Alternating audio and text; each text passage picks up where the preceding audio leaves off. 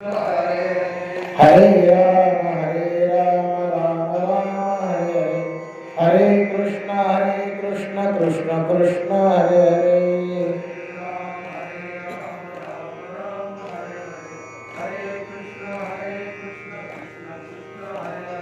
हरे राम राम राम हरे हरे कृष्ण कृष्ण कृष्ण हरे हरे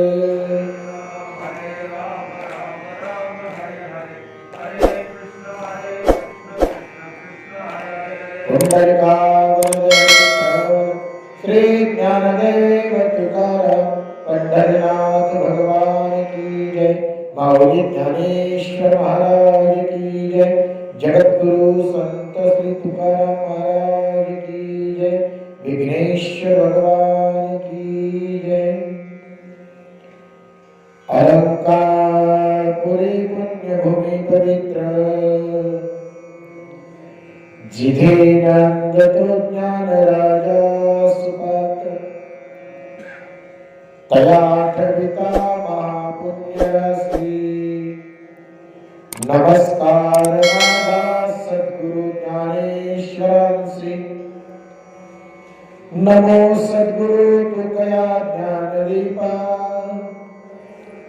नमो सद्गुरु सच्चिदानंद रूपा। नमो सद्गुरु भक्त कल्याण मूर्ति। नमो सद्गुरु भास्करा पूर्ण कीर्ती। जयांचे किरिया स्मरण होय सकळ विद्येचे अधिकरण। तेची वंदो श्री चरण ते श्री गुरूंचे नमस्कार नियता। सर्व धर्मान् परित्यज्य मामेकं शरणं व्रज। अहं त्वा सर्वपापेभ्यो मोक्षयिष्यामि मा शुचः। आशा जैसी दुःखाते व्याधी निंदा दुरिते। हे असो जैसे दैन्याते दुर्भगत्व तैसे स्वर्ग नरक सूचक। अज्ञान व्याले धर्माधिक ते सोडून निघाले असेक ज्ञाने। हाती घेऊन तो दोरू सांडिजे जैसा सर्पाकारू। का निद्रा त्यागे गराचारू स्वप्नींची जैसा। नाना सांडिले कवळे क्षत्रीचे धूप पिपळे। व्याधी त्यागे कडुवाळे परमुखाचे। आगा दिवसा पाठी देऊनी मृगजळ गापे त्यजुनी। का काष्ट त्यागे वन्नी तेजजे जैसा। माऊली महाविष्णू श्रीमंत श्री ज्ञानेश्वर भगवान आणि भगवान गोपाल कृष्णजींनी धर्मक्षेत्र कुरुक्षेत्रावर अर्जुनाला सांगितलेली श्रीमद भगवद्गीता आणि त्या गीतेवर ज्ञानोबारायांनी ज्ञानेश्वरीच्या रूपाने सुंदर अशी केलेली टीका। त्या ज्ञानेश्वरीतील किंबहुना श्रीमद भगवद्गीतेतील शेवटचा अध्याय 18वा अध्याय आणि 18व्या अध्यायामधील 66 नंबरचा श्लोक आजच्या या अत्यंत दुःखद प्रसंगी प्रवचन रूपी सेवेकरता निवडला। या श्लोकातून भगवंत तुम्हा आम्हाला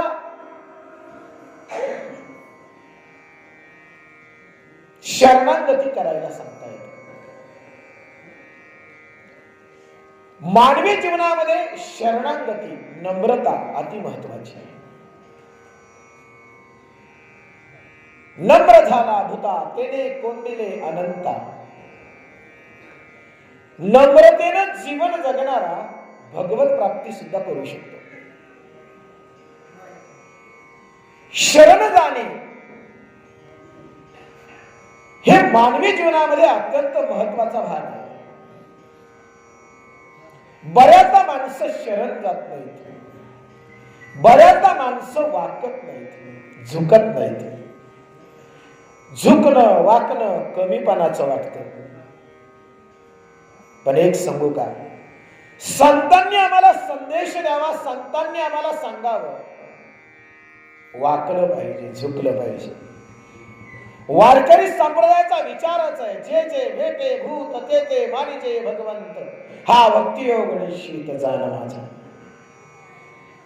समोरून येणारा प्रत्येक भगवत स्वरूप समजून त्याच्या समोर नतमस्तक व्हावं, वाकावं, हे आमच्या संप्रदायानं आम्हाला शिकवलं. आमचा संप्रदायच आम्हाला वाकायला झुकायला शिकवतो. पंढरीच्या लोका नाही अभिमान, पाया पडे जन एकमेका. एकमेकांच्या पायावर नम्र होणं हा वारकरी संप्रदायाचा मूळ विचार आहे, हा महाराष्ट्राचा विचार आहे. कारण वारकरी संप्रदाय म्हणजेच महाराष्ट्र आहे आणि वारकरी संप्रदायाचा विचार म्हणजेच महाराष्ट्र आहे. आणि म्हणून जो विचार महाराष्ट्रामध्ये पूर्वापार चालत आला, जो विचार घेऊन आमचे पूर्वज जगत आले, जो विचार तुमच्या माझ्यापर्यंत पोहोचला, तो विचार आम्ही तुमच्या माझ्या आचरणात आणणं आवश्यक आहे. तुम्ही आम्हाला शरण जायला का सांगितलं, वाकायला का सांगितलं? कारण वाकल्यानंतर अभिमान आणि अहंकार गळतो. अभिमान आणि अहंकार गळल्याशिवाय माणूस वाकत नाही, हे तितकंच महत्वाचं आहे. माणसं का वाकत नाही माहितीये का? कारण अहंकार आणि अभिमान त्यांना वाकू देत नाही. जेव्हा अहंकार संपतो ना, तेव्हा वाकणं आपोआप घडतं. तुकोबारायण सारख्या महान संतांनी वारकरी संप्रदायाच्या कळसानं ज्यांना जगद्गुरु म्हणून संबोधलं गेलं, ते तुकाराम महाराज सुद्धा स्वतःकडे लहानपण घेतात, स्वतःकडे उणपण घेतात, कमीपण घेतात. ते स्वतः भगवंताला म्हणतायत, देवा लहानपण देगा देवा, मुंगी साखरेचा रवा, लहानपण दे. वास्तविक तुकोबांचा अधिकार एवढा लहान नाही आहे. आनो रेणूया थोकडा तुका आकाशा एवढा. ज्या तुकोबांची उंची आकाशापेक्षाही मोठी आहे, ते तुकोबा मात्र म्हणतायत, मज पामर आहे काय थोरपण, पायीची वाहन पायीवरी. एवढा नम्रपणा, एवढी लीनता, एवढं समर्पण संतांनी तुम्हाला आम्हाला शिकवलं. जो ज्ञानियांचा राजा आहे, जे अवतार पांडुरंगा म्हणून ज्यांच्याकडे बघितलं जातं, विश्व माऊली म्हणून ज्यांना संबोधलं गेलं, त्या ज्ञानेश्वर महाराजांच्या जीवनामध्ये देखील किती समर्पण आहे, किती नम्रपणा आहे. समाजाने एवढा त्रास दिला, गांजलं, पिडलं, मारलं, झोडलं, एवढा त्रास ज्ञानेश्वर महाराजांना झाला त्या काळामध्ये, पण तरी देखील ज्ञानोबारांनी कोणाविषयी तिरस्काराचा शब्द आपल्या मुखातून बाहेर काढला नाही.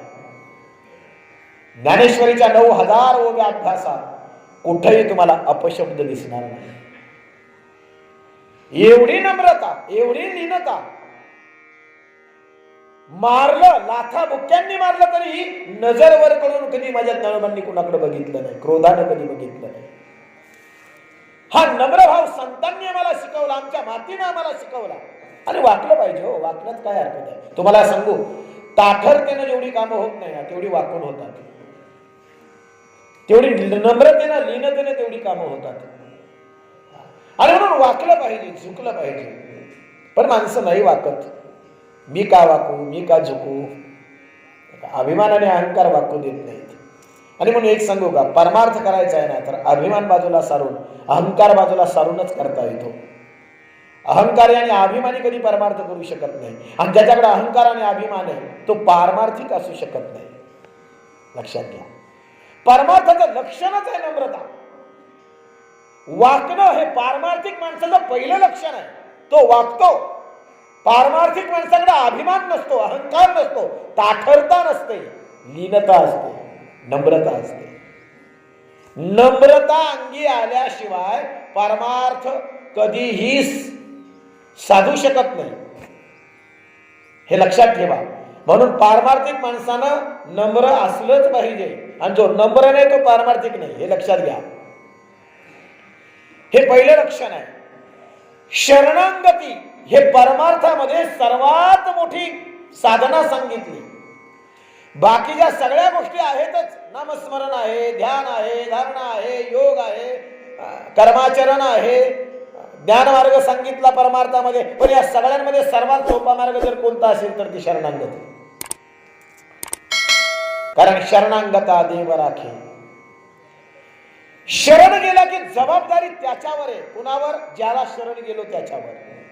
हे लक्षात घ्या, ही जबाबदारी त्याची आहे. बाबा मी तुला शरण आहे, आता बघ कसं सांभाळायचं ते तू सांभाळ. काया वाचा मन बुद्धी या सर्वांनी शरण गेल्यानंतर जबाबदारी ज्याला शरण गेलो त्याची आहे. म्हणून संतांनी तेच केलं. सोपं आहे, शरण गेले म्हणून त्यांच्या कामासाठी धावून आला. त्यांच्या संकटांच्या निवारणासाठी भगवंत उभा राहिला. हे तुम्हाला आम्हाला सर्वांना माहिती आहे, ज्ञात आहे. मला काय सांगायचंय, श्लोक एवढा सुंदर आहे. सर्व धर्मान परित्यज्य मामेकम शरणम व्रज.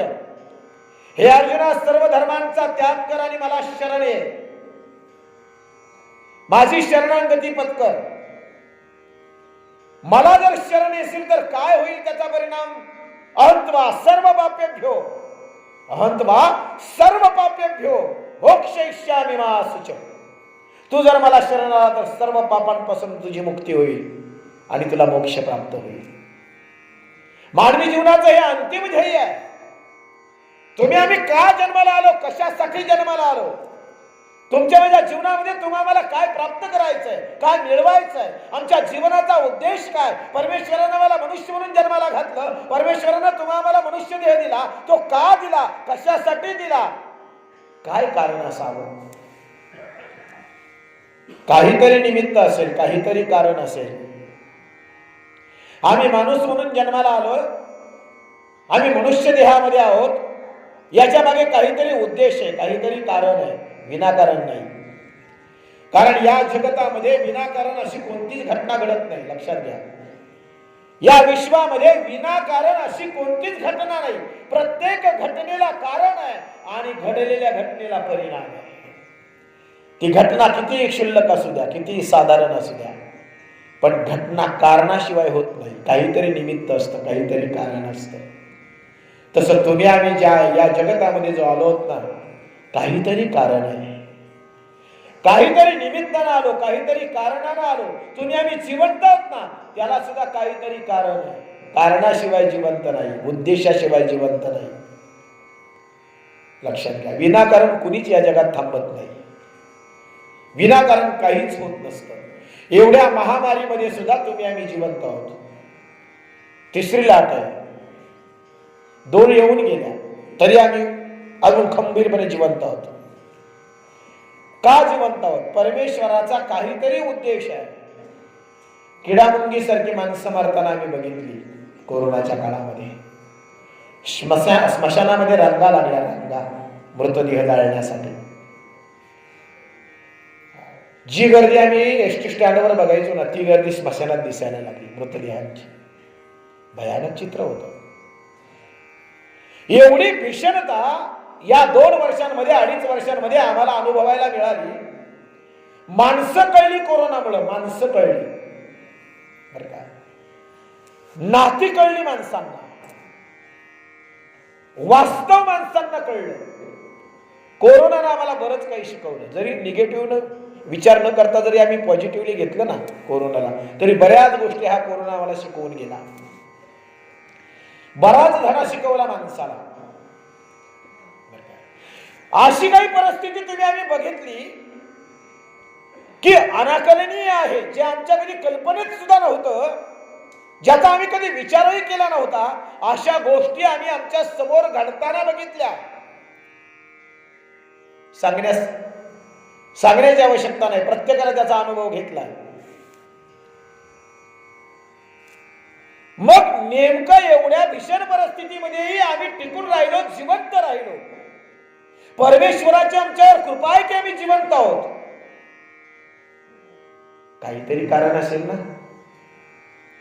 कारण एक सांगू का, परमेश्वर विनाकारण कधीच कुणाला जिवंत ठेवत नाही. बरीच माणसं म्हणतात आम्हाला काही देवाची गरज नाही, तुम्ही काय आम्हाला तिच्याबद्दल सांगत बसू नका. कशाला देवाबद्दल सांगताय, आम्ही काय मानत नाही तुमच्या देवाला. ठीक आहे, तुम्ही नका मानू. हरकत नाही, पण तो मानतोय म्हणून जिवंत आहे एवढं वाक्य लक्षात ठेवायचं है की नाही. आपण देवाला माना अथवा नका मानू, देवानं आपल्याला मानलंय म्हणून जिवंत आहोत. ज्या दिवशी देव आपल्याला मानणार नाही त्या दिवशी आपणही जिवंत राहणार नाही. परमेश्वराची आपल्यावर कृपा आहे म्हणून जिवंत आहोत. उद्देश आहे महाराज काहीतरी जिवंत ठेवण्याचा, आमच्याकडून अजूनही काहीतरी होणे आहे, काहीतरी घडणे, परमेश्वराचा काहीतरी उद्देश आहे. खरं ना. मग नेमकं का आम्ही जिवंत आहोत? मनुष्य जन्म आम्हाला मिळाला, नेमकं आमच्या जीवनामध्ये आम्हाला काय साध्य करायचं आहे, आम्हाला काय मिळवायचं आहे, काय मिळवण्यासाठी आम्ही जन्माला आलो. कधीतरी आम्ही स्वतःला प्रश्न केला पाहिजे, कधीतरी आम्ही आत्मपरीक्षण केलं पाहिजे, कधीतरी आम्ही स्वतःकडे बोट केलं पाहिजे. माणसं जीवन जगताना समोर बोट करून जीवन जगतात. समोर बोट करून तो असा वागला, तो असा वागला, यानं असं केलं, त्यानं तसं केलं. आमची बोटं कुठं आहेत? समोर आहे. आम्ही प्रश्न कुणाला केला? समोरच्यांना केला. पण कधी आम्ही आमचंच बोट आमच्याकडे केलंय का? मी कसा वागतोय, मी कसा जगतोय, माझं आचरण कसं आहे, माझं जगणं व्यवस्थित. स्वतःकडे कधी बोट करून स्वतःला प्रश्न विचारलाय का? मी कोण आहे, मला काय करायचंय, मला काय मिळवायचंय, मी का जगतोय, हे प्रश्न कधी आम्ही स्वतःला विचारलेत का? मी कोण आहे कधीतरी प्रश्न केलाय का स्वतःला? माणसं म्हणतात मी तुकाराम, मी शामराव, मी रामराव. नाव बाजूला करा, कारण नाव सुद्धा आपण नाही. जन्माला येताना कोणी नावासकट जन्माला येत नाही, बरोबर आहे ना. जन्माला येताना कोणी नावासकट येत नाही. नाव हे जगानं दिलं, संसारानं दिलं. आयुष्यभर ते नाव आपलं म्हणून आपण जगत राहिलो, पण ते नाव म्हणजे आपण नाही हे लक्षात घ्या. ते नाव जगानं दिलंय आपल्याला, ते नाव दुसऱ्यानं आपल्याला दिलंय, आणि तेच नाव मी आहे असं समजून आपण आयुष्यभर जगतो. पण जन्माला येताना कुठलं नाव घेऊन आपण जन्माला आलो नाही. खरं आहे ना. मग जन्माला येताना जे आमचं अस्तित्व आहे, खरंच मी कोण आहे, एक नाव बाजूला करा, आणि त्या नावाच्या अनुषंगानं, त्या नावाच्या निमित्तानं आजूबाजूला जमा केलेल्या सगळ्या वस्तू आणि नाती बाजूला करून मग स्वतःला प्रश्न करा, मी कोण आहे. नाव बाजूला करा, त्या नावाच्या संबंधानं जे काही जमवलंय ते सुद्धा बाजूला करा, आणि मग निवांत बसा, मग प्रश्न करा, मी कोण आहे, का जन्माला आलो असेल, काय कारण असेल माझ्या येण्याचं. कधीतरी शोधलाय माणसानं आपल्याच जीवनाचा उद्देश, आपल्या जीवनाचं ध्येय आपण कधी शोधलंय? माणसं म्हणतात हो ना, माझ्या जीवनाची ध्येय मी ठरवलीत. काय काय नाही म्हणाले, आयुष्यात एकदा तरी आपल्याला 4 मजली इमारत बांधायची आहे. माझ्या जीवनाचं ध्येय काय नाही म्हणाले, बँकेत 1 कोटी आहे, अजून 2-3 कोटी तर वाढवणारच मी. काय नाही म्हणाले, 50 एकर नावावर अजून 50 एकर तर घेणारच मी. आपली ध्येय आहे. आपण आपल्या जीवनामध्ये हे ठरवलंय, मला जमीन वाढवायची, मला बॅलन्स वाढवायचा आहे, मला मजला चढवायचा आहे, मला 4 चाकी घ्यायची, ही आपली ध्येय आहेत, ही आपली टार्गेट्स आहेत. हे आपण आपल्या जीवनामध्ये ठरवलंय. मला हे कमवायचंय, मला ते कमवायचंय. कमवल्यानंतर ते कोणाच्या मालकीचं झालंय याचा जरा विचार करा. ज्या घराचं मिजाज तुम्ही आम्ही सांगतो ना, ज्या घराची मिजाज तुम्ही आम्ही सांगतो ना, माझं आहे, उतार्यावर नाव माझं आहे, ते घर सुद्धा आपल्या मालकीचं नाहीये. ते उतार्यावर नाव असल्यामुळं आपण सांगतो माझं आहे म्हणून. पण एक सांगू का महाराज, ते घर सुद्धा आपल्या मालकीचं नाहीये. कोणाचे हे घर, हा देह कोणाचा? कोणाचं घर आहे? आपलं आहे. आपलं आहे. कितव्या दिवशी सावरतात? सावरणी क्रिया माहिती ना, अस्थिसंचयन म्हणतात त्याला, अस्थिसंचयन. दुसऱ्या दिवशी, बरोबर आहे. अंत्यविधी झाल्यानंतर किंवा अग्निसंस्कार प्रेतावर झाल्यानंतर अस्थिसंचयन कधी करतात? दुसऱ्या दिवशी सकाळी. मग अस्थिसंचयन केल्यानंतर ते अस्थि जेव्हा आपण त्या अस्थि कलशामध्ये ठेवतो, तेव्हा तो अस्थि कलश आपल्याला घरात ठेवून देतात का? घरात नेऊन देतात का? तुम्ही एकदा घुसाच घेऊन घरामध्ये, नाही नाही म्हणायचं मला घरातच ठेवायचे, नाहीच तुम्हाला घरामध्ये अस्थि कलश ठेवू देणार. तिकडे ठेव, बाहेर ठेव, हे तिकडे शेताला जाऊ, गंगेला देवा घेऊन जाऊ, इकडे कुठे घरात घेऊन चाललास? अहो म्हणाले, असं काय करता? मडक्यात आहे म्हणून काय झालं? मालक आहे घराचा, मालक आहे ना. अहो मडक्यात आला, हाड 800 ग्रॅम शिल्लक राहिला मडक्यामध्ये, म्हणून काय झालं? पण मालक कोण आहे? मडक्यातलाच आहे ना. अहो हीच मडक्यातली हाडं जिवंत होती ना, तेव्हा ती म्हणायची हे घर कोणाचं आहे? माझं आहे. आणि आज उतार्यावर नाव सुद्धा बदललेलं नाही, अजूनही त्याचंच नाव उतार्यावर आहे. मग या हाडांचंच नाव उतार्यावर आहे, अजून ह्या मडक्यातली हाडच या घराचा मालक आहे. आणि तुम्ही घरात आणू नका म्हणताय, मालकाला नको येऊ म्हणताय. हो म्हणाले, मेल्या देवात मालकी संपली, जा तिकडे शेताला ठेवा. कितव्या दिवशी प्रवेश बंद झाला तुमच्याच घरात? दुसऱ्या दिवशी प्रवेश बंद आहे. दुसऱ्या दिवशी तुमच्याच घरात, तुमच्याच मालकीच्या घरात, जे घर बांधायला तुम्ही 60 वर्ष खर्च केली आयुष्यातली, 60 वर्ष, 70 वर्ष जे घर बांधण्यासाठी आयुष्यातली गमावली ना, त्याच घरामध्ये, ज्या घराची मालकी तो आयुष्यभर सांगत राहिला ना, त्याच घरामध्ये दुसऱ्याच दिवशी त्याला परवानगी नाहीये जायला. कशाबद्दल मी यास सांगताय? कशाचा अहंकार करताय? कशाचा अभिमान धरून जगतात? अभिमान आणि अहंकार करू नका, वस्तूंचा तर करूच नका. संपत्ती, पद, प्रतिष्ठा या गोष्टी कधीही स्थिर नाहीयेत. लक्षात घ्या. पद, प्रतिष्ठा, पैसा या गोष्टी स्थिर नसतात. आज माझ्या मालकीच्या असतील तर उद्या त्या कोणाच्या तरी दुसऱ्या मालकीच्या आहेत. प्रतिष्ठा जायला वेळ लागत नाही, पद जायला वेळ लागत नाही, पैसा जायला वेळ लागत नाही, आणि पद जायला वेळ लागत नाही. म्हणून या गोष्टींचा कधी अभिमान करू नका, अहंकार धरू नका, कारण या चलायमान आहेत, परिवर्तनीय आहेत, बदल होतो आणि या कधी स्थिर नाही आहेत. लक्षात घ्या. म्हणून याचा अहंकार आणि अभिमान करत बसू नका. राजाचा रंक झालेला तुम्ही आम्ही बघितला असेल, आणि रंकाचेही राजे झालेले बघितले, इतिहास साक्षी आहे. अभिमान करत बसू नका, अहंकारानं जीवन जगू नका, कधीच नका करू, कशाचाच नका करू. अहंकार नको, अभिमान नको. स्मशानाच्या बाजूला, स्मशानामध्ये 2 प्रेत जळत होते. ऐका जरा. त्या स्मशानाच्या बाजूला एक साधू महाराज चाललेत. सहज जाता जाता त्यांच्या दृष्टीला त्या 2 चिता पडल्या स्मशानामध्ये जळणाऱ्या. त्यांनी बारकाईने बघितलं, एका चितेजवळ खूप गर्दी आहे, एक चिता मात्र निर्जन जळती, एकटी जळती. त्या साधू महाराजांनी आपली पावलं त्या स्मशानाच्या दिशेने वळवली. चिता पूर्ण जळेपर्यंत साधू महाराज स्मशानातच थांबले. माणसं आता चिता जळून झाल्यानंतर आपापल्या घराकडे निघाली. साधू महाराजांनी एका माणसाला हटकलं. का म्हणाले, महाराज या चितेजवळ खूप माणसं उभी होती, खूप गर्दी होती, कुणाची ही चिता? तेव्हा त्या माणसानं सांगितलं, ही चिता गावातल्या सर्वात श्रीमंत माणसाची आहे. गावामध्ये सर्वात श्रीमंत माणूस जो होता त्याची ही चिता आहे म्हणाले. जिथं ज्या चितेच्या अवतीभोवती माणसं जमा होती ना, ती चिता एका गावातल्या श्रीमंत माणसाची. साधू महाराजांनी विचारलं, मग ही दुसरी चिता कोणाची, जिथं कुणीच नाही, उभं नाहीये? ती म्हणाली, ती चिता एका भिकाऱ्याची. गावातल्या चौकामध्ये आयुष्यभर त्या भिकाऱ्याने भीक मागितली. गावातल्या चौकात आयुष्यभर त्याला कोणी नातेवाईक नव्हतं, आणि मग त्याच चौकामध्ये भीक मागता मागता त्याचं देहावसान झालं, तो मृत्यू पावला. शेवटी त्याला मागं पुढं कुणी नसल्यामुळे, नातेवाईक कुणी नसल्यामुळे गावाने निर्णय घेतला की चला आपल्या गावाच्या चौकामध्ये या बिचाऱ्याने भीक मागितलं, आयुष्य गेलं त्याचं इथं. मग गावाने निर्णय घेतला की चला गाव मिळून त्याची अंत्यविधी आपण करूया. म्हणून गावाने निर्णय घेतला आणि ते सर्व गाव मिळून त्याची अंत्यविधी केली. म्हणाले, भिकाऱ्याची चिता आहे ती, भिकाऱ्याची.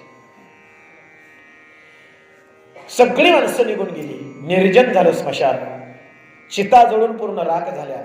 मग साधू महाराज त्या श्रीमंत माणसाच्या चितेतली राख घेऊन आले आणि भिकाऱ्याच्या चितेतली राख घेऊन आले. दोन्ही राख अशा जवळ केल्या आणि बघितलं, राखेत तर काहीच फरक नाही. श्रीमंताच्या चितेची राखही तशीच आहे आणि भिकाऱ्याच्या चितेची राखही तशीच आहे. राखेमध्ये काहीच फरक नव्हता.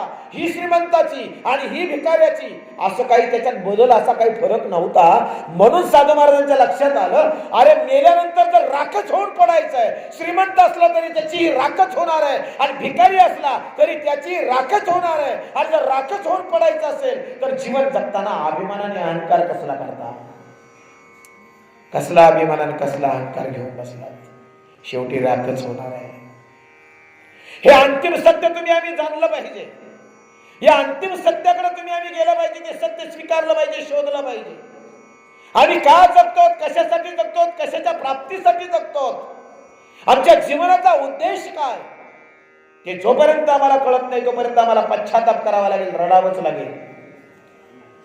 आम्ही का रडतो, आम्ही का पश्चाताप करतो, त्याचं कारण आहे आम्हाला अजूनही आमच्या जीवनाचं ध्येय गवसलं नाही, अजूनही आम्हाला आमच्या जीवनाचा उद्देश कळाला नाही.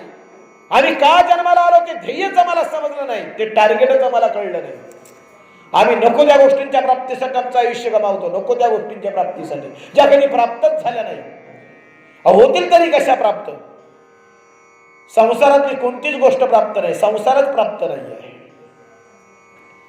कारण रिकाम्या हाताने येणारी माणसं रिकाम्या हातानेच जातात, हा सगळा संसाराचा नियम आहे. जो लिया यही से लिया, जे घेतलं ते इथूनच घेतलं आणि सोडून इथंच जायचंय. खाली हात आया था खाली हात जाएगा, मुठ्ठी बांध के आया था हात पसारे जाएगा. हे जीवनाचं अंतिम सत्य आहे. सिकंदरासारख्या राजानं सारं जग जिंकलं, पण जाताना रिकाम्या हाताने जावं लागलं. ग्रीक देशाचा राजा अलेक्झांडर, ज्या सिकंदरानं सारं जग जिंकलं, पण जाताना मात्र हात रिकामे होते. या जगातला एक ढब्बू सुद्धा त्याने नेला नाही. कशाचा अहंकार आणि अभिमान करावा? काय मिळवायचंय आम्हाला, काय कमवायचंय आम्हाला, कशासाठी जगतो आम्ही? ज्या गोष्टींच्या प्राप्तीसाठी तुम्ही आम्ही जगतो त्या गोष्टी कधी आपल्या झाल्याच नाही, होणारच नाहीत.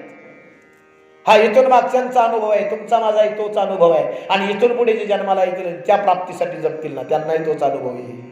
संसारात काही प्राप्त होत नसतं आणि आम्ही त्याच्यासाठीच जगतो, तिथंच आम्ही फसतो. आयुष्य संपत चाललंय महाराज. आयुष्याची गणती करू नका, किती शिल्लक आहे माहित नाही,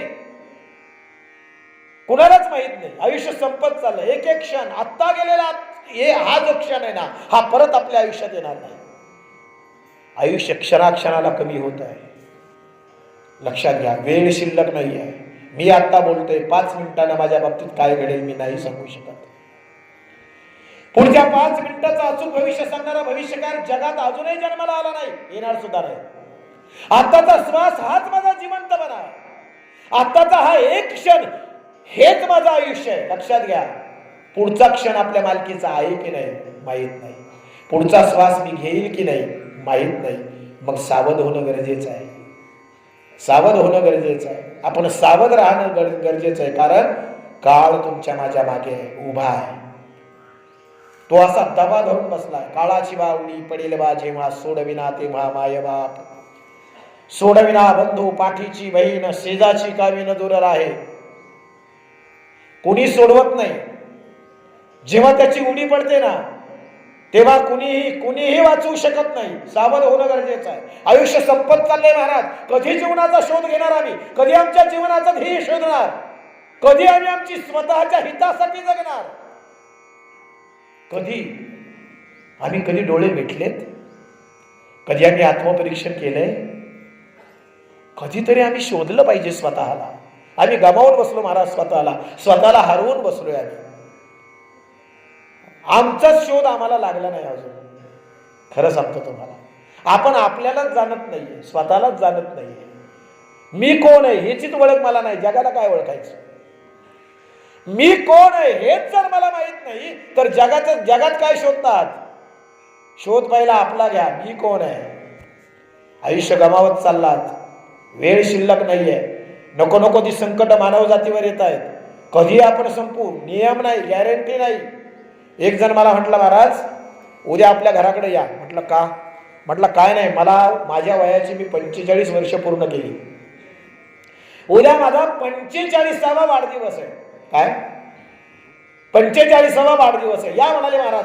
जरा जेवण वगैरे ठेवलेत, सगळ्यांना निमंत्रण दिले, तुम्ही या. चला म्हटलं काय हरकत नाही. दुसऱ्या दिवशी त्याच्या 45व्या वाढदिवसाला त्याच्या घरी गेलो. अशी माणसं जमलेली गर्दी, गावातली पाहुणे रावळे वगैरे आजूबाजूला आलेली सगळी गावातली मंडळी, अशी गर्दी. जे ते येतं त्याला शुभेच्छा देत होतो, वा वा, अभिनंदन अभिनंदन, हॅपी बर्थडे, अभिनंदन करायचे. मी गेलो, म्हटलं महाराज 45 वर्ष पूर्ण झाले, अभिनंदन बरं का तुमचं. ते म्हणाले, महाराज धन्यवाद. पण म्हटलं महाराज, या 45व्या वाढदिवसाच्या दिवशी तुम्हाला एक प्रश्न विचारावा असा वाटतो. हो म्हणाले, विचारा ना. म्हटलं का हो म्हणाले. म्हटलं 45 पूर्ण झाली तुम्हाला, म्हणजे तुमच्या आयुष्याची वयाची किती पण पूर्ण झाले? 45 पूर्ण झाली. म्हटलं का हो, अजून किती शिल्लक आहे? तो म्हटलं महाराज मला कसं माहिती किती शिल्लक आहे? कोणाला माहिती कोणाचं आयुष्य किती आहे? नाही नाही, पण म्हटलं 45 पूर्ण झाले म्हणजे तुमच्या आयुष्यातली 45 वर्ष गेली, संपली. आता किती शिल्लक राहिले? अहो म्हटलं ते कसं सांगता येईल किती शिल्लक राहिले? म्हटलं नाही नाही, समजा समजा परमेश्वरानं तुम्हाला 60 वर्षाचं आयुष्य दिलं असेल, समजा. कोणाला किती माहित नाही, कदाचित 100 जगू शकता, पण समजा धरलं की 60 वर्ष तुमचं आयुष्य परमेश्वरानं तुम्हाला दिलंय. त्यातली 45 गेले की म्हटलं आता 15च राहिले. तो म्हटलं महाराज शुभेच्छा द्यायला आला की घाबरावायला आला? म्हटलं घाबरवत नाही, पण खरंच विचार करा. म्हटलं जर समजा परमेश्वरानं 60 वर्षाचं नियमित आयुष्य केलं असेल तर त्यातले किती गेलेत? 45 गेलेत. मग तुम्ही हा विचार केला का 45वा वाढदिवस साजरा करताना की माझ्या आयुष्यातली 45 वर्ष मी घालवली, या 45 वर्षात मी काय केलं, काय कमावलं?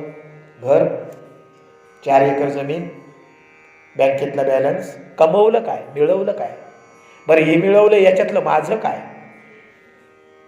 हे जे मिळवलं यातलं माझं काय? 45 वर्षात मी माझ्यासाठी काय कमावलं? अहो घर बांधलं तर ते मुलाबाळांच्याच नाव होईल, जमीनही मुलाबाळांच्याच नाव होईल, होईल ना?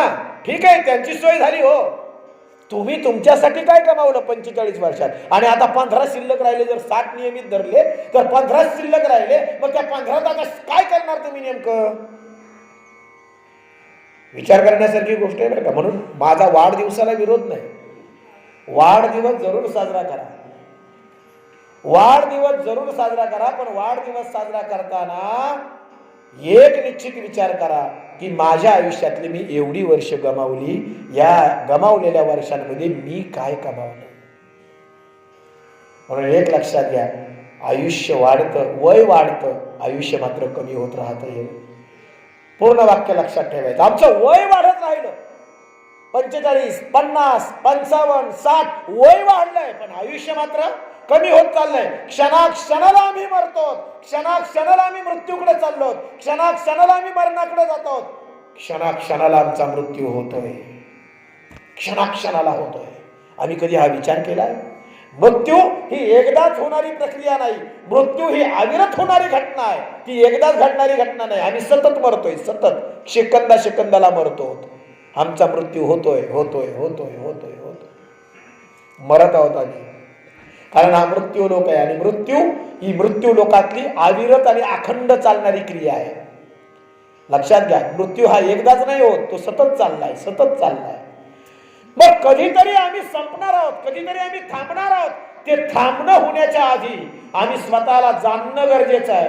काय केलं पाहिजे आम्ही आमच्या आयुष्यामध्ये? परमेश्वरानं आम्हाला का जन्माला घातलंय? पुन्हा त्याच प्रश्नांकडे येतोय मी. कधीतरी आम्ही शोध घ्या, कधीतरी निवांत शेताला गेला ना, एखादा तास बसा जरा झाडाखाली कुठेतरी सावलीला, जरा डोळे मिटा आणि बघा, जरा स्वतःकडे बघा, बघा, आत्मपरीक्षण करा जरा स्वतःच, जरा स्वतःकडे डोकवा. मी करतोय तर काय करतोय नेमकं? तर हे परत नाही मिळत महाराज, मनुष्य देह पुन्हा. आणि एक लक्षात ठेवा, मनुष्य देह हा एकमेव असा देह आहे की या देहाच्या योगानं तुम्हाला कर्म करण्याचं स्वातंत्र्य आहे. या देहाच्या योगानं तुम्ही भक्ती करू शकता, या देहाच्या योगानं तुम्ही नामस्मरण करू शकता, या देहाच्या योगानं तुम्ही ज्ञानार्जन करू शकता, या देहाच्या योगानं तुम्ही योग, ध्यान, धारणा या सगळ्या गोष्टी फक्त मनुष्य देह करू शकतो. संधी परत नाही आहे. मनुष्य देहामध्येच तुम्ही कर्म करण्याचं तुम्हाला स्वातंत्र्य आहे. इतर योनी भोग योनी आहेत, भोग. मनुष्य देहामध्ये असताना जी काही कर्म केली त्याची परिणाम येतो बाकीच्या योनी. म्हणून आम्ही सावध राहून कर्म केली पाहिजे, सावध राहून जगलं पाहिजे. जीवनाचं ध्येय आम्ही साधलं पाहिजे. त्या ध्येयापर्यंत आम्ही किमान जाण्याचा प्रयत्न केला पाहिजे, चालण्याचा प्रयत्न केला पाहिजे. कुठेतरी आमच्या जीवनामध्ये परिवर्तन घडली पाहिजे. तेच ते साचेबंद जीवन, तो जगतो तसं मलाही जगायचंय, तो जगतोय तसं मलाही जगायचंय, इतर जगतात तसा मीही जगतोय. कधीतरी आम्ही आमच्या स्वतःमध्ये परिवर्तन करण्याचा प्रयत्न केलाय का? कधीतरी आम्ही स्वतःमध्ये अंतर्मुख होऊन स्वतःला शोधण्याचा प्रयत्न केलाय का? शोधा जरा, उत्तर सापडेल. जे जगात नाही ते तुमच्यामध्ये आहे, आतमध्ये. शोधलं तर ते मिळतं. खरं सांगा मला महाराज, आम्ही ज्या प्राप्तीसाठी जगतो खरंच ते प्राप्तव्य आहे का आमचं? ते ध्येय आहे का आमचं? आणि ते जर ध्येय असतं तर आजही -30°C मध्ये उंच हिमालयाच्या शिखरांवर काही साधू ध्यान धारणेमध्ये बर्फात बसलेले आहेत. आजही या क्षणाला त्यांना काय मिळालं? तिथं काय मिळतंय त्यांना? त्यांनी घर सोडलं, त्यांनी दार सोडलं, नातेवाईक सोडले, समाज सोडला, सगळं सोडलंय. हिमालयातल्या उंच शिखरांवर बर्फामध्ये -30°C तापमानामध्ये ध्यान करत बसले. त्यांना तिथं काय प्राप्त होत आहे? कधीतरी आम्ही विचार केलाय? आम्ही जगतो कशासाठी? काय मिळवायचंय आम्हाला? आणि म्हणून विनाकारण आणि उगच भ्रमात जगत बसू नका. भ्रम हा केव्हा फुटतो माहितीये का? भ्रमाचा भोपळा मृत्यू जवळ आला की भ्रमाचा भोपळा फुटतो. अरे मी एवढं 70-80 वर्ष जगलो, 90 वर्ष जगलो, पण या 90 वर्षामध्ये मी माझ्यासाठी काहीच केलं नाही. हे मृत्यूच्या वेळी कळतं. माझ्यासाठी काय केलं मी? ना नामस्मरण केलं, ना सत्कर्म केली, ना परमेश्वराचं चिंतन केलं. ज्या परमेश्वराच्या सत्तेने मी जिवंत आहोत त्या परमेश्वराची सत्ताच मी झुगारून लावली. आज कितीतरी माणसं आहेत परमेश्वराला न मानणारी, भगवंताला न मानणारी, देव नाही म्हणणारी कितीतरी आहेत. विज्ञानातले आहेतच, पण त्यानं काही फरक पडत नाही. तळ हातानं सूर्य झाकणाऱ्याला त्याच्यासाठी सूर्य दिसत नसेल, पण जगासाठी सूर्य आहे. 4 माणसं म्हणाली देव नाही म्हणून काही फरक पडत नाही, त्याचं अस्तित्व आहे. एक लक्षात घ्या, डोळ्याने दिसतं त्यालाच अस्तित्व असतं असं नाही. जे डोळ्याने दिसत नाही अशाही काही गोष्टी ज्यांना अस्तित्व आहे, की जे डोळ्याने दिसत नाही. हवा डोळ्याने दिसत नाही पण अस्तित्व आहे. देवही डोळ्याने दिसत नसला म्हणून काय झालं, पण अस्तित्व आहे. डोळ्यांनी दिसत नाही म्हणजे अस्तित्व नाही असं नाही. देवाला न मानणारे, एक लक्षात घ्या, ज्याच्या सत्यानं मी बोलतोय ना तो देव आहे. मंदिरातच देव आहे आणि त्या मूर्तीतच देव आहे. हा समज बाजूला करा. आम्हाला वाटतं फक्त मंदिरातच देव आहे आणि त्या मूर्तीतच देव आहे. तसं नाही आहे. ज्याच्या सत्यानं माझं बोलणं आहे, ज्याच्या सत्यानं तुमचं ऐकणं आहे, तो देव आहे. तो मूर्तीत सामावला आहे. तो मूर्तीच्या योगानं तिथं त्याचं दर्शन आहे, एवढंच आहे फक्त. म्हणून तो तिथंच आहे असा समज करून घेऊ नका. माझं बोलणं, माझं ऐकणं, माझं चालणं, माझं फिरणं हे त्याच्या सत्तेनं आहे. तुम्ही जे ऐकत आहात ना आता कानानं, ते सुद्धा त्याच्या सत्तेने. ती सत्ता आमच्यावर कार्य करते म्हणून आमच्याकडून क्रिया घडतायत. सत्ता बाजूला होऊ द्या, आपलीच नातेवाईक, आपलेच अपतिष्ठ चितेवर नेऊन ठेवतात. त्या सत्तेमुळे तुम्हाला किंमत आहे, मला किंमत आहे. लक्षात घ्या, तुम्हाला मला समोरून येणारा माणूस वागतो आणि नमस्कार करतो, राम राम. हा राम राम कोणाला आहे माहितीये का? तुमच्या आतमध्ये जो आहे ना त्याला आहे. तुम्हाला जी किंमत आहे ना ती त्याला आहे. नाहीतर आपलीच माणसं, तो निघून जाऊ द्या, फक्त इथून तो निघून जाऊ द्या. कोणी शोकेजमध्ये सजवून नाही ठेवत महाराज. त्याला लगेच उचला म्हणतात. 24 तासाच्या आत उचला म्हणतात. आता खूप वेळ झाला, वास यायला लागला, पाणी सुटलंय, किती वेळ ठेवायचं? अहो म्हणाले लेक यायची राहिली त्याची. अहो म्हणाले जाऊ द्या, येईल, सांगू समजून तिला, पण आता जास्त वेळ ठेवता येणार नाही, उचला. घाई करतात ना माणसं.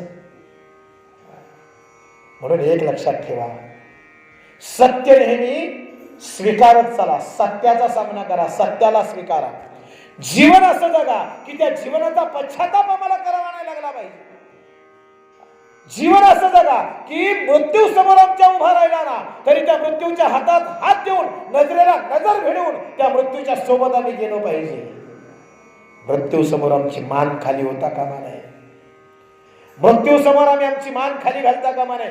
जीवन असं जगा, स्वजबळ सुंदर जीवन जगा की जीवनाचा अभिमान पाहिजे, जीवनाचा स्वाभिमान पाहिजे. आणि मृत्यूच्या वेळी मृत्यूच्या नजरेत नजर देऊन आम्ही मृत्यूच्या हातात हात देऊन मृत्यूच्या सोबत गेलो पाहिजे. चल नेतोस तर ने, मला माझ्या जीवनाचा पश्चाताप नाही. स्वजबळ सुंदर जीवन जगा, शरणागतीनं जीवन जगा, नम्रतेनं जीवन जगा. अतिशय आवश्यक बाब आहे. आणि म्हणून या ठिकाणी भगवंत सांगतायत सर्व धर्मान परित्यज्य मामेकम शरणम व्रज. सर्व धर्मांचा त्याग कर. संपवायचं, थांबायचं, 5 मिनिटं देता, एक चालू ठेव ना, हा संपवायचं. बरं, एक 2-3 मिनिटं फक्त. सर्व धर्मान परित्यज्य मामेकम शरणम व्रज. सर्व धर्मांचा त्याग कर अर्जुन आणि मला शरण ये. सर्व धर्माचा त्याग कर. या ठिकाणी परत प्रश्न उद्भवतो. हाही मुद्दा फार महत्वाचा आहे, पण आता मला वेळ नाहीये. एकीकडे भगवंत म्हणतात धर्माचं पालन कर. गीतेची सुरुवातच आहे धर्माचं पालन कर अर्जुना. खरं आहे ना, गीतेची सुरुवातच धर्म शब्दाने, धर्मक्षेत्रे कुरुक्षेत्रे. खरं आहे. मग धर्माचं पालन करायला सांगणारे भगवंत या श्लोकात म्हणतात सर्व धर्म परित्यज्य, धर्माचा त्याग कर. अरे एकीकडे म्हणताय धर्माचं पालन कर, एकीकडे धर्माचा त्याग कर. शब्द नीट ऐका. सर्व धर्मान परित्यज्य, अनेक वचन आहे. सर्व धर्मांचा त्याग कर म्हणजे माणसाचा एकच धर्म नाहीये. आता धर्म शब्द उच्चारल्यानंतर पुन्हा त्या धर्म या शब्दावर 3 तासाची व्याख्यान होऊ शकतं. धर्म या एका शब्दावर. धर्म म्हणजे काय? गीतेने सांगितलेला धर्म कोणता? आमच्या मनात जी संकल्पना आहे धर्माविषयीची, ती संकल्पना कशी आहे वगैरे वगैरे, त्या गोष्टींचा ओहापोह करायला गेले तर पुन्हा मुद्दे वाढतात. पण मग धर्म म्हणजे काय आणि धर्माचा त्याग कर या ठिकाणी करायला सांगितलं. गीतेनं धर्म कुणाला म्हटलंय? तुमच्या मनामध्ये जो धर्म संकल्पना आहे ती संकल्पना वेगळी, जी लहानपणापासून आमच्या मनामध्ये रुढवली. तू अमुक धर्माचा आहे, तो अमुक धर्माचा आहे, तो अमुक धर्माचा आहे. हा धर्म नाही आहे. जन्माला येताना आम्ही माणूस म्हणून जन्माला आलो. मग तो पाकिस्तानमध्ये जन्माला येऊ द्या किंवा चीनमध्ये जन्माला येऊ द्या किंवा अमेरिकेत येऊ द्या किंवा भारतात येऊ द्या. जन्माला येताना काय म्हणून जन्माला आला? माणूस. जन्माला घालताना देवानं कुठला शिक्का मारून पाठवले का? तू या धर्माचा आहे बरं का, तू या धर्माचा आहे बरं का, असं शिक्का मारून थोडंच पाठवलं. जन्माला घालताना देवानं फक्त माणूस हाच जन्माला घातला. शिक्के नंतर मिळालेत. शिक्के आहेत ना आपल्यावर नंतर पडले. हा अमुक धर्माचा, तो तमुक, हे नंतर. पण जन्माला येताना माणूसच. म्हणून जन्माला येताना जर माणूस म्हणून परमेश्वरानं तुम्हाला जन्माला घातलंय तर माणूस हाच आपला धर्म आहे. तो जगातला सर्वात मोठा धर्म आहे. आणि सगळ्यात एकमेव धर्म जर कोणता असेल तर तो माणूस धर्म आहे. आणि माणसानं माणसाशी माणसासारखं वागावं हा सर्वात मोठा धर्म आहे. खरा तो एकची धर्म जगाला प्रेम अर्पावे. आणि म्हणून धर्माचा त्याग कर या ठिकाणी सांगितलं. म्हणजे माणूस म्हणून जगत असताना तुमची माझी जी इति कर्तव्य आहेत, कर्म जी आहेत, त्या कर्मांचं आचरण करणं म्हणजे धर्माचं पालन करणं आहे. कर्तव्यांचं पालन करणं म्हणजे धर्माचं पालन करणं आहे. मी जर मुलगा आहे कोणाचा तरी तर आई वडिलांचा सांभाळ करणं हा माझा धर्म आहे. मी जर पती आहे कोणाचा तर पत्नीचा सांभाळ करणं हा माझा धर्म आहे. मी जर भाऊ आहे कोणाचा तर बहिणीला आधार देणं हा माझा धर्म आहे. मी जर कोणाचा तरी बाप आहे तर त्या मुलांचं संगोपन करणं हा माझा धर्म आहे. मी धर्मशब्द सांगतोय. म्हणून तुमच्या माझ्या संकल्पना मनामध्ये असलेल्या त्या आणि गीतेमध्ये धर्मशब्द सांगितलाय तो हा वेगळा आहे. मग या ठिकाणी भगवंत म्हणते सर्व धर्मान परित्यज्य म्हणजे कर्मांचा त्याग कर अर्जुना. कर्म म्हणजे धर्म आहे. कर्मांचा त्याग कर, सर्व कर्म बाजूला सार आणि तुझी सर्व कर्म मीच होईल अशा भावनेनं, सर्व भावेन भारतः सर्व धर्म परित्यज्य मामेकम शरणम व्रज. मला सर्व भावानं शरण ये. सर्व भावानं सर्व कर्मांनी युक्त हो, मग मला शरण ये. याचा अर्थ धर्माचा त्याग कर नाही, तर जी कर्तव्य कर्म आहेत, जे अभिमानानं तू आजपर्यंत करत आला अहंकारानं, आता तो अहंकार बाजूला कर. सर्व कर्म मला समर्पित कर. तुझी काया वाचा मन बुद्धी या सर्वांनी मला समर्पित हो. म्हणजे मग सर्व पापांपासून तुझी मुक्तता होईल आणि तू मोक्षाला प्राप्त होशील. असा सुंदर विचार या श्लोकातून भगवंत अर्जुनाला देत आहेत.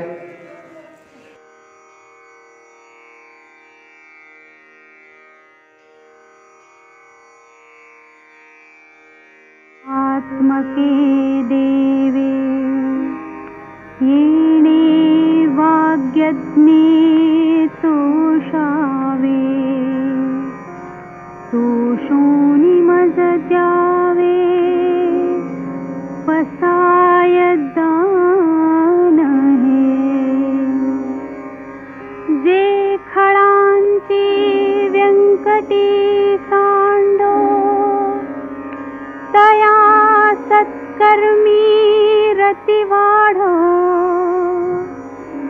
भूता परस्परे पडो मैत्र जीवांचे दुरिताचे तिमिर जाओ विश्वस्वधर्म सूर्ये पाहो जो देवांशील तो तेलाहो प्राणी जात वर्षत सकळ मंगळी ईश्वर निष्ठांची मांदियाळी अनवरत भूमंडळी भेट तू भूता चला कल्पतरूंचे आरव चेतना चिंतामणींचे गाव बोलते जे अर्णव पियुषाचे चंद्रमे जे अलांछन मार्तंड देता बहीण ते सर्वाही सदा सज्जन सोय रे हो तू किंबहुना सर्व सुखी पूर्ण होनी तिही लोकी भजिजो आदि पुरुषी अखंडित आणि ग्रंथोपजीविये विशेषी लोकीये दृष्टादृष्ट विजये हो आवे जी येथ म्हणे श्री विश्वेश्वरा